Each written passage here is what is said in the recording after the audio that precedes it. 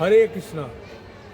2026 সালে 11ই ফেব্রুয়ারি মাসে ইস্কন টিওবিপি মায়াপুরে যজ্ঞশালা উদ্বোধন হলো এবং আপনারা দেখুন এই মন্দিরের জন্যে মাত্র আপনি যে জায়গায় দাঁড়িয়ে আরতি দেখবেন সেই আরতি দেখার জায়গাটা আপনি 7,000 টাকার মূল্য দিয়ে কিনতে পারবেন। এটা একটা বিরাট সুযোগ। সেই জন্যে আমরা দেখুন এখন যজ্ঞশালা দেখুন, তারপর টিওবিপি মন্দির আপনাদেরকে দেখাবো। ঠিক আছে, হরিবল। মাত্র 7,000 টাকার বিনিময়ে আপনি 1 স্কোয়ার ফিট দেখেন জায়গা আপনি খুঁজে পাবেন। দেখুন কত সুন্দর টিওবিপি মন্দির দেখতে পাচ্ছেন, আর ভেতর দেখলে তো মন গলে যাবে, আপনার মন ভরে যাবে, তখন মনে হবে হ্যাঁ হ্যাঁ আমিও দেব। কারণ শিলা ভক্তিবিনোদ ঠাকুর মহাশয় বলেছেন যদি কেউ এই টিওবিপিতে একটা ইটেরও পয়সা দেয়, আর 1 স্কোয়ার ফিটের তো কথাই নেই, ভক্তিবিনোদ ঠাকুর বলেছেন তাকে হাত ধরে গোলক বৃন্দাবনে নিয়ে যাবেন। অতএব ভক্তিবিনোদ ঠাকুর হলেন সপ্তম গোস্বামী, তিনি একজন মহান আচার্য, তিনি ছিলেন কমল মঞ্জরি, তাই তার কথা সত্য হবে। তাই আপনি মাত্র 7,000 টাকা টিওবিপির জন্য দান করুন। আপনি অনলাইনেও দান করতে পারেন, আমরা আপনাকে সার্টিফিকেট পাঠিয়ে দেবো, আপনার টাকা রিসিপ্ট পাঠিয়ে দেবো। ঠিক আছে, হরে কৃষ্ণ, ভালো থাকুন, হরিবল। হরে কৃষ্ণ কৃষ্ণ কৃষ্ণ হরে হরে, হরে রাম রাম রাম হরে হরে। আজকে আমরা আমলকি একাদশী নিয়ে আলোচনা করব। এই আমলকি একাদশী পড়েছে ফেব্রুয়ারি মাসের 27 তারিখ শুক্রবার, 14ই ফাল্গুন। ঠিক আছে, 14ই ফাল্গুন, 27শে ফেব্রুয়ারি শুক্রবার আমলকি একাদশী। আর এই একাদশীর পালন করবেন কবে? পালন করবেন 28শে ফেব্রুয়ারি শনিবার, 15ই ফাল্গুন। কিন্তু একটা ভালো দিন কি, শ্রীল মাধবেন্দ্র পুরীপাদের তিরোভাব তিথি এবং শান্তিপুর উৎসব। হ্যাঁ, বাবলা শান্তিপুর বলে। হ্যাঁ, অদ্বৈত আচার্য ঠাকুরের শ্রীপাঠ বললেই হবে, বুঝেছেন? কারণ আমাকে একজন ভক্ত বলেছিলেন যে প্রভু, গৃহস্থ আশ্রমে যা ঝামেলার মধ্যে পড়ি, কৃষ্ণ ভক্তি লাভ করে ভগবানের কাছে ফিরে যাওয়া, কৃষ্ণ প্রেম লাভ করা খুবই কঠিন। আমি বললাম মহাপ্রভু তিনি সকলের জন্যে, কি গৃহস্থ, কি ব্রহ্মচারী, কি বানপ্রস্থী, কি সন্ন্যাসী, সকলের জন্য একটা সহজ সরল উপায় দিয়েছে। কারণ এই আমলকি একাদশীর পরের দিন যে দ্বাদশী, তাকে বলা হয় গোবিন্দ দ্বাদশী, শ্রীল মাধবেন্দ্র পুরীপাদের শুভ তিরোভাব তিথি। এই তিথিতে যদি কেউ, হ্যাঁ বুঝেছেন, চৈতন্য চরিতামৃতে খুব সুন্দরভাবে মাধবেন্দ্র পুরীপাদের কাহিনী আছে, বুঝেছেন? আপনাকে ছবিটাও দেখিয়ে দিই মাধবেন্দ্র পুরীপাদের, তাহলে মনটা আমাদের ভরে যাবে। এই হচ্ছে মাধবেন্দ্র পুরীপাদ, দেখেছেন, যার জন্যে কৃষ্ণ খিচুড়ি করেছিলেন। এবং যে গোপীনাথ, এই যে গোপীনাথ খিচুড়ি করেছিলেন, খিচুড়া গোপীনাথ হলো। এই মাধবেন্দ্র পুরীপাদের শুভ তিরোভাব তিথিতে কেউ যদি একবার গিয়ে, চৈতন্য ভাগবত গ্রন্থে আছে, আপনারা খালি দেখুন বইগুলো, হ্যাঁ, যদি কেউ শান্তিপুরে গিয়ে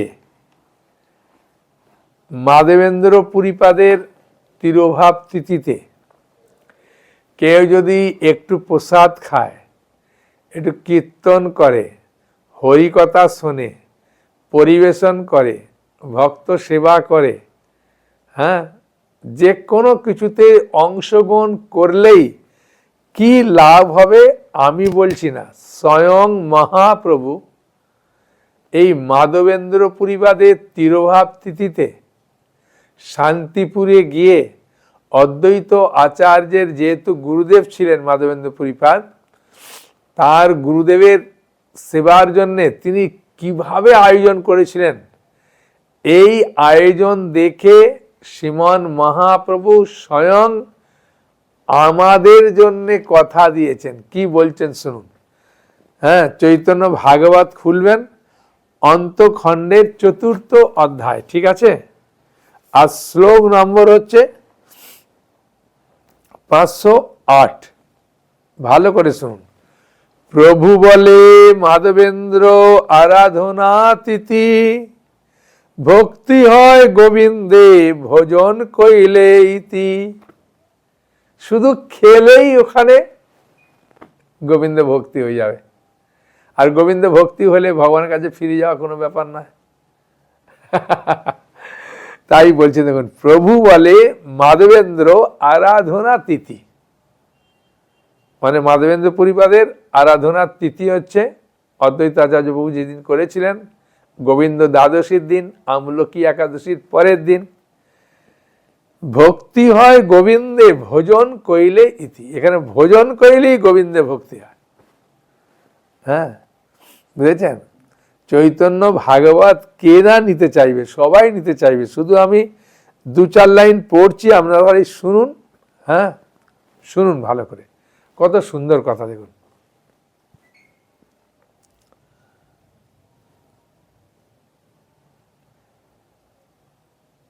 মহাপ্রভু তার দলবল নিয়ে গিয়ে সকালকে নিয়ে কীর্তন করছে খুব আনন্দে। সপারিষদ প্রভু আগে নাচাইয়া, শেষে নৃত্য করেন আপনে সবা লইয়া। মণ্ডলী করিয়া নাচে সর্বভক্তগণ, মধ্যে নাচে মহাপ্রভু শ্রী শচীনন্দন। এই মতো সর্বদিন নাচিয়া গাইয়া, বসিলেন মহাপ্রভু সবারে লইয়া। মানে শান্তিপুরে মহাপ্রভু তার পার্শ্বদের নিয়ে কীর্তন টীর্তন করে বসে এবার আলোচনা করছে। কি আলোচনা করছে শুনি। হ্যাঁ, বুঝেছেন?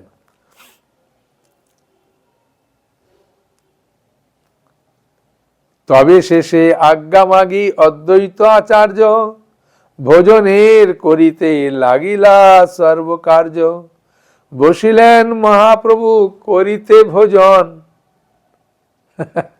মধ্যে প্রভু চতুর্দিকে সর্বভক্তগণ। চতুর্দিকে ভক্তগণ যেন তারা চয়, মধ্যে কোটি চন্দ্র যেন প্রভুর উদয়। দিব্য অন্ন বহুবিধ পিষ্টক ব্যঞ্জন, মাধবেন্দ্র আরাধনার আয়ের রন্ধন। মা সচিমা রান্না করেছে। মাধবেন্দ্র পুরীর কথা কইয়া কইয়া, ভোজন করেন প্রভু সর্বভক্ত লইয়া। প্রভু বলে মাধবেন্দ্র আরাধনা তিথি, ভক্তি হয় গোবিন্দে ভোজন কইলে ইতি। শুধু ভোজন কইলে এখানে ভক্তি হয়ে যাবে। এই মতো রঙ্গে প্রভু করিয়া ভোজন, বসিলেন গিয়া প্রভু করিয়া মন। হ্যাঁ, তাহলে মহাপুরুষ স্বয়ং বলছেন। হ্যাঁ, এর থেকে আর কোনো সহজ কিছু আছে? হ্যাঁ, তাই না? যদি বলেন আরেকটু আমি সহজ চাইব, তাই দামোদর পণ্ডিত বলছেন, প্রাকৃত শব্দেও যেবা বলিবেক আই। এটা চৈতন্য ভাগবতের অন্তখণ্ডের 9ম অধ্যায় আছে। এই যে চৈতন্য ভাগবত খুলবেন, 9ম অধ্যায় অন্তখণ্ডে, হ্যাঁ, আপনারা খুলবেন 102 নম্বর শ্লোক, ঠিক আছে? সেখানে বলছেন প্রাকৃত শব্দেও যেবা বলিবেক আই, মানে এমনি যদি প্রাকৃত শব্দে, মাকে আই বলে, সচিমাকে। হ্যাঁ, তাই কেউ যদি সকালে উঠে আই আই আই বলবে, বলছেন কি, আই শব্দ প্রভাবে তার দুঃখ নাই। আই বললেই তার দুঃখ, সমস্ত দুঃখ চলে যাবে। হ্যাঁ, মহাপ্রভু এই কথা শুনে দামোদর পণ্ডিতের মুখ থেকে খুব খুশি হয়েছেন। তা আমরাও খুশি, আমরা সকালে উঠে সচিমাকে আই আই বলতে পারি, আর এই গোবিন্দ দ্বাদশীর দিনে শান্তিপুরে গিয়ে একটু প্রসাদ খেতে পারি। ইস্কন থেকে প্রায় 40-50 হাজার লোককে খিচুড়ি খাওয়ায়। হ্যাঁ, খাবেন, হরিকথা শুনবেন, কীর্তন করবেন, ধুলায় গড়াগড়ি দেবেন, খুব আনন্দ পাবেন। খালি আপনার ফোন আর এই গলার চেন, এই দুটোকে খুব সাবধানে রাখতে হবে। যতই সাবধানে রাখেন চুরি হওয়ার সম্ভাবনা আছে 90%। সেই জন্যে গলার চেন পরে যাবেন না, আর মোবাইলটা রাখলে ব্যাগের ভেতরে ঢুকিয়ে রাখবেন। তাহলে নিশ্চিন্তে আপনি ঘুরবেন, আনন্দে খাবেন। হ্যাঁ, ঠিক আছে। হ্যাঁ, আর যদি কলিকালে হরিনাম করবেন তাহলে তো মহাপ্রভু খুব খুশি, নিত্যানন্দ প্রভু খুব খুশি, আর আপনাকে ভগবানের কাছে ফিরিয়ে নিয়ে চলে যাবেন, কোনো চিন্তা নেই। টেনশন থেকে পুরা মুক্ত হয়ে যাবেন। খালি হরে কৃষ্ণ কৃষ্ণ কৃষ্ণ হরে হরে, হরে রাম রাম রাম হরে হরে বললে। আর যদি আমলকি একাদশী পালন করবেন তাহলে তার কি মাহাত্ম্য আপনি শুনুন। হ্যাঁ, বুঝেছেন? তা খুব আনন্দ পাবেন এই আমলকি মাহাত্ম্য, একাদশী মাহাত্ম্য শুনলে আপনি বুঝতে পারবেন যে আমি সমস্ত পাপ থেকে কিভাবে আমি মুক্ত হয়ে যাচ্ছি। হ্যাঁ, আপনি একাদশীর দিনে, আমি তো বলেছি, আপনি যেমন একাদশীর প্রসাদ যতবার পারেন খান, খেয়ে দিয়ে একাদশী করুন, একাদশী করা ভুলবেন না। হ্যাঁ, বুঝেছেন? আর যদি মনে করবেন যে এবারে আমি চৈতন্য চরিতামৃত নেব, তাহলে প্রচুর পরিমাণে উপহার দেওয়া হচ্ছে। মানে উপহার বলতে কি, কম দাম নেওয়া হচ্ছে। বুঝেছেন? এটাই উপহার, মানে কম দামে আপনি চৈতন্য চরিতামৃত সম্পূর্ণ সেট পাবেন। হ্যাঁ, চৈতন্য ভাগবত নিতে পারেন, এখন দাম কম করে 300 টাকা করেছে। হ্যাঁ, কোনো অসুবিধে নেই। হ্যাঁ, চৈতন্য চরিতামৃতের দামটা বলছি না, ওটা ফোনে আপনি জিজ্ঞাসা করবেন। হ্যাঁ, আপনাকে যতটা পারা যায় সাহায্য করব, ঠিক আছে? এখন আমলকি একাদশীর মাহাত্ম্য শ্রবণ করুন, আপনার জীবনকে ধন্য করুন। হ্যাঁ, ভগবান কৃষ্ণকে মহারাজ যুধিষ্ঠির জিজ্ঞাসা করছেন যে ফাল্গুন মাসের শুক্ল পক্ষের যে একাদশী, সেই একাদশীর নাম কি, মাহাত্ম্য কি বলুন। তখন ভগবান কৃষ্ণ শ্রবণ করে খুব আনন্দ সহকারে বলছেন মহারাজ যুধিষ্ঠিরকে, যে মহারাজ যুধিষ্ঠির, এই কাহিনী বশিষ্ঠ মুনি বলেছিলেন রাজা মানদাতাকে। মানদাতার কাহিনী পাবেন নবম স্কন্ধে। হ্যাঁ, মানদাতাকে বলেছিলেন, সেই কাহিনী আমি আপনাকে বলবো, আপনি মন দিয়ে শ্রবণ করুন, আর আমিও এখন সেটা পাঠ করে করে আপনাদেরকে বলবো, আপনারা মন দিয়ে শ্রবণ করুন। হ্যাঁ, বুঝেছেন? মানে ভগবানের কাছে ফিরে যেতে গেলে যতগুলো সহজ সহজ সরল উপায় আছে, সেগুলি আমাদেরকে, আমিও পালন করার চেষ্টা করি, আপনাদেরকেও বলি। হ্যাঁ, সহজ সরল উপায় কি। ঠিক আছে, শুনুন কত সুন্দরভাবে বলছেন। ভগবান কৃষ্ণ বললেন, হে মহারাজ যুধিষ্ঠির, মানদাতার প্রশ্নের উত্তরে মহাত্মা বশিষ্ঠ এই একাদশীর মহিমা কীর্তন করেছিলেন। আপনার কাছে এখন আমি সেই কথা বলছি। এই একাদশীর নাম আমলকি। বিষ্ণুলোক প্রদানকারী রূপে এই একাদশী বিশেষভাবে মহিমান্বিত। হ্যাঁ, কারণ যদি এই দিন আমলকি উচ্চারণ করবেন, আমলকি দর্শন করবেন, আমলকি গাছের তলায় বসে হরিনাম করবেন, রাত্রি জাগরণ করবেন, সব আলাদা আলাদা মাহাত্ম্য। তবে রাত্রি জাগরণ করার জন্য আমি অনুরোধ করি না কাউকে, এমনি আমলকি উচ্চারণ করা, দর্শন করা, খাওয়া, এগুলো ভালো। বুঝেছেন? নালে কোথায় আমলকি গাছ খুঁজে সেখানে রাত্রি জাগরণ করতে গেলে বিপদ হবে। হ্যাঁ, আমাদের এমনিতেই ভগবান কৃপা করবেন, কোনো চিন্তা নেই। শুনুন শুনুন, কত সুন্দর কথা।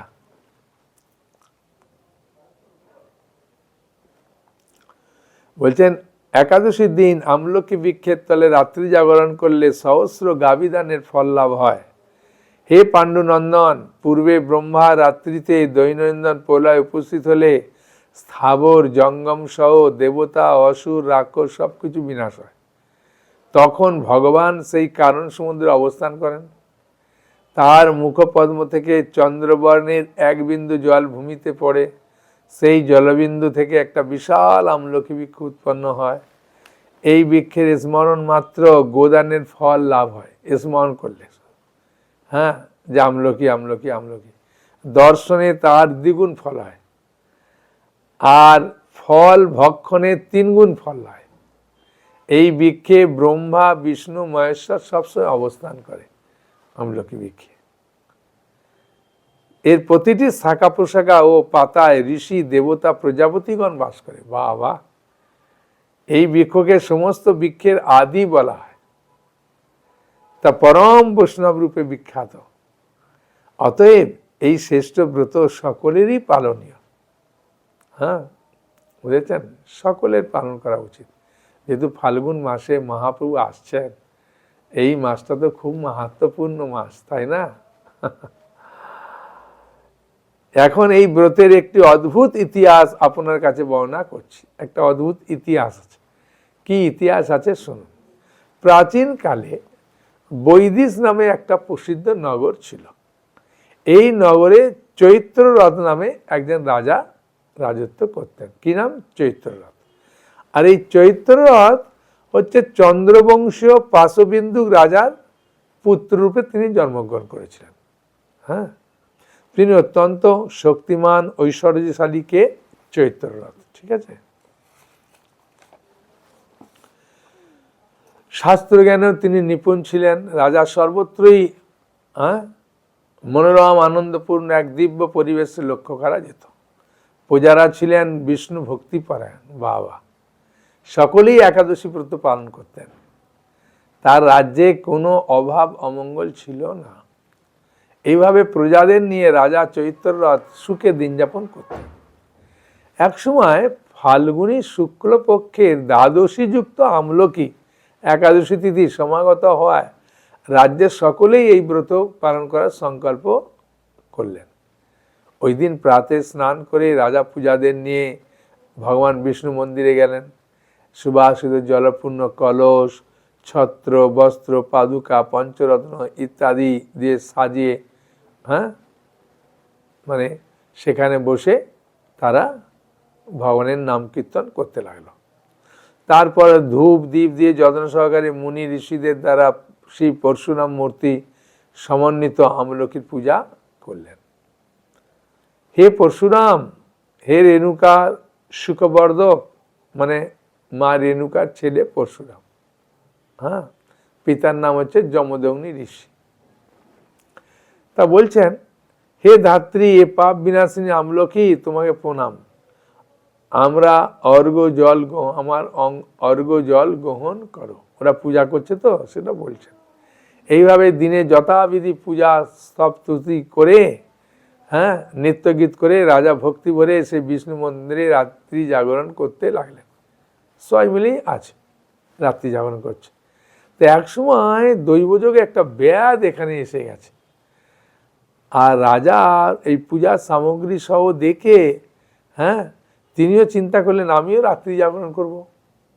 আর এমনিতে সারাদিন কিছু খায়নি, খাবার পায়নি, আবার রাত্রি জাগরণ করলো। মানে অজ্ঞাত সারে সব ফল পেয়ে গেল। কৌতূহলাক্রান্ত হলো, সে ভাবলো এসব কি ব্যাপার। বিষ্ণু মন্দিরে প্রবেশ করে সে বসে পড়ল। কলসের উপর স্থাপিত বিষ্ণু মূর্তির দর্শন করলো। ভগবান বিষ্ণু এবং একাদশীর মাহাত্ম্য সে মনোযোগ সহকারে শুনল। মানে একাদশীর মাহাত্ম্য শুনলেও লাভ, দেখুন কি লাভ হচ্ছে। সারাদিন ওই ব্যাধ কিছু আহার করেনি। এইভাবে ক্ষুধায় কাতর হয়ে সেখানে রাত্রি জাগরণ করলো।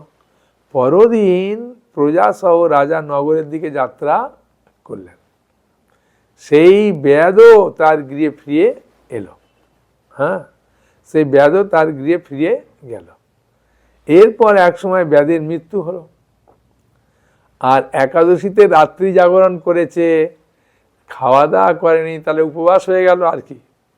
তাই পরবর্তী জন্মে সে কি করলো, জয়ন্তী নামে একটা নগর ছিল, সেই নগরে বিদুরথ নামে এক রাজা বাস করত, তার পুত্ররূপে জন্মগ্রহণ করলো। জয়ন্তী নামে নগরী, সেখানে বিদুরথ নামে এক রাজা বাস করতেন। ওই ব্যাধ বিদুরথ রাজার মহাবলী পুত্ররূপে জন্মগ্রহণ করলেন।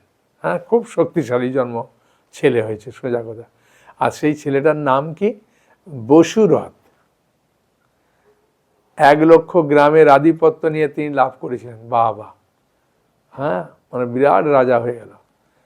তিনি ছিলেন সূর্যের মতো তেজস্বী, চন্দ্রের মতো কান্তিমান এবং পৃথিবীর মতো ক্ষমাশীল। মানে সব কিছুতে সে প্রথম স্থান অধিকার করলো। ক্ষমাতেও প্রথম, তারপরে শক্তিতে প্রথম, আর দেখতেও খুব সুন্দর। বুঝেছেন একাদশীর মাহাত্ম্য কি বুঝতে পারছেন তো?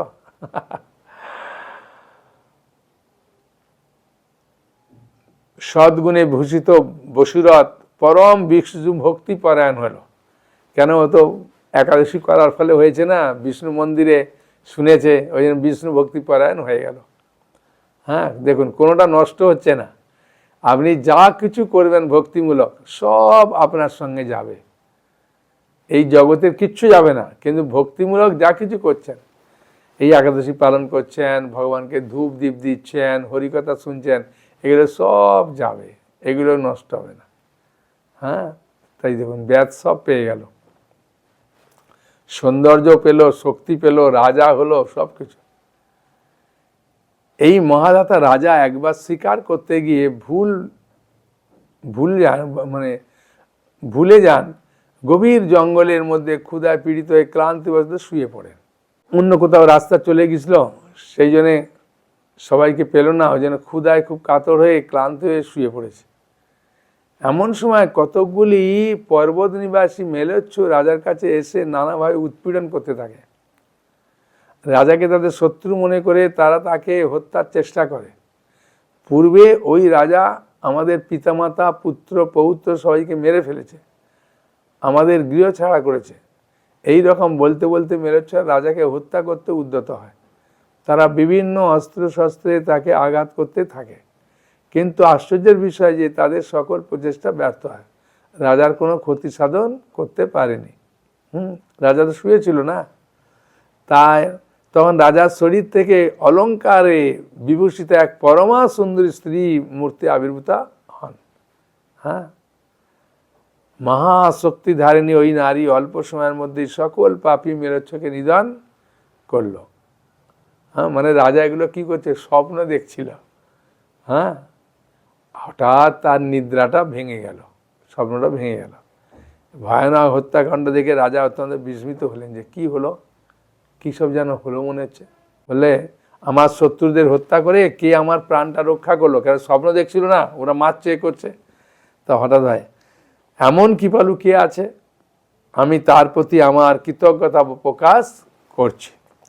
ওই সময় দৈববাণী হলো, কেন ওটা তো স্বপ্ন দেখছিল তো। ভগবান কেশব ব্যতীত শরণাগতকে রক্ষা করার আর কে আছে? ভগবান বলছেন, হ্যাঁ, যে আমি ছাড়া, হ্যাঁ, এই জগতে রক্ষা করার কে আছে? তিনি শরণাগত পালক। দৈবাণী শুনে ভক্তিযুক্ত চিত্তে গৃহে ফিরে এলেন। তারপর প্রজাসহ মহাসুখে ইন্দ্রের মতো নিষ্কণ্টক রাজ্য ভোগ করতে লাগলেন। বশিষ্ঠ মুনি বললেন, হে রাজন, যে মানুষ এই পরম উত্তম আমলকি একাদশী ব্রত পালন করেন তিনি নিঃসন্দেহে বিষ্ণুলোক প্রাপ্ত হয়। হ্যাঁ, মানে ভগবানের কাছে ফিরে যাওয়ার জন্যে ভগবান কত সুন্দর সুন্দর উপায় আমাদেরকে দিচ্ছেন। শুধু আমাদের একটাই কাজ, কি কাজ? খুব ভালোভাবে ভগবানের প্রতি শরণাগত হওয়া। যা হচ্ছে ভগবানের ইচ্ছায় হচ্ছে।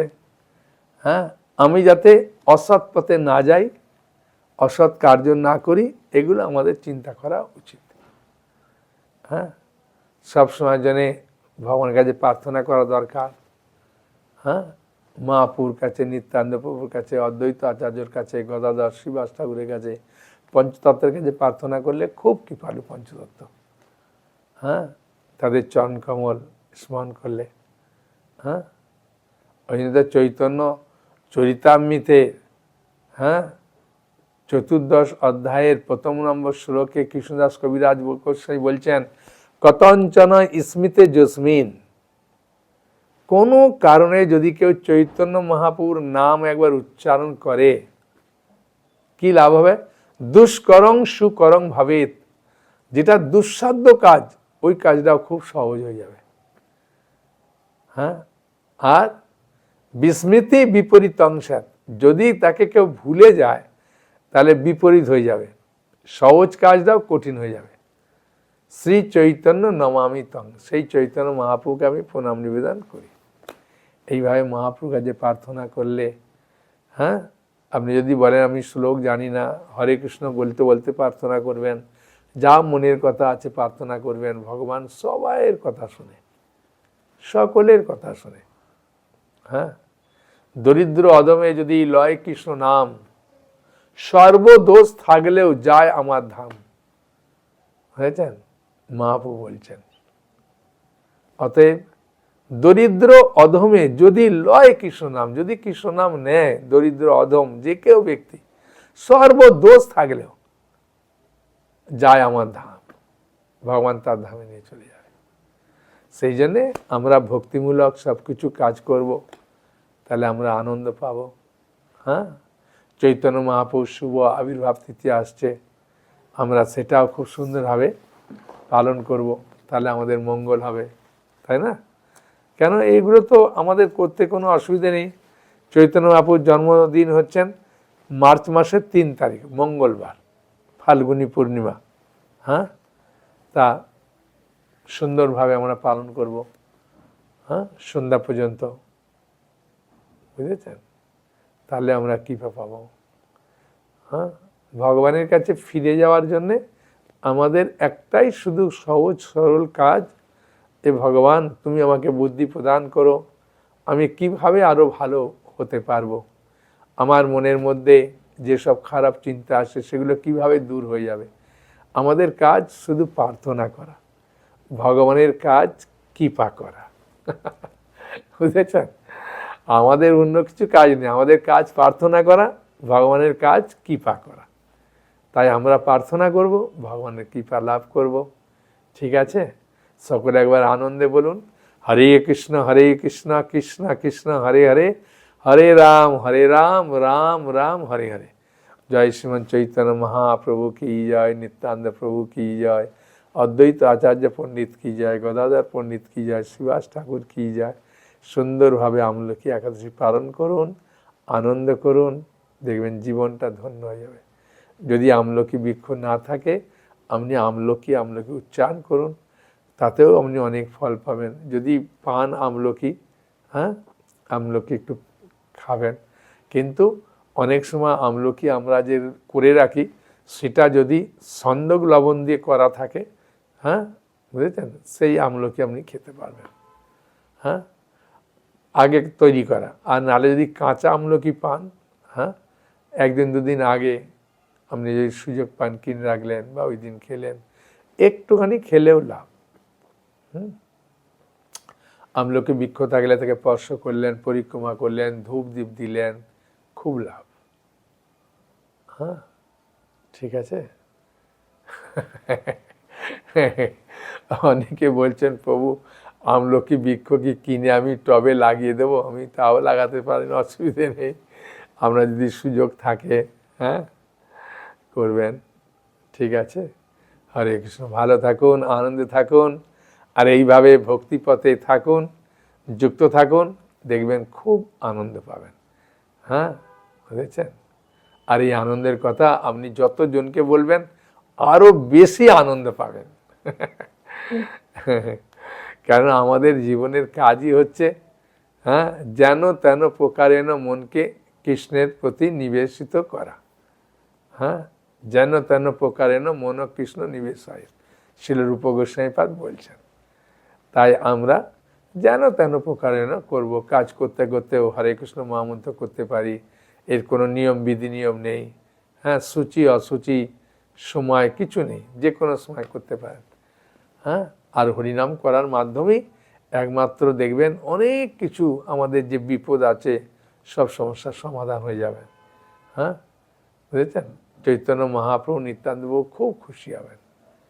হ্যাঁ, ঠিক আছে। হ্যাঁ, আপনারা করুন, আনন্দ পান। আমিও শুনে খুব আনন্দ পাই, আমিও করার চেষ্টা করব আপনাদের সঙ্গে। ঠিক আছে, হরে কৃষ্ণ। হ্যাঁ, জয় আমলকি একাদশী কি জয়, হরি বল।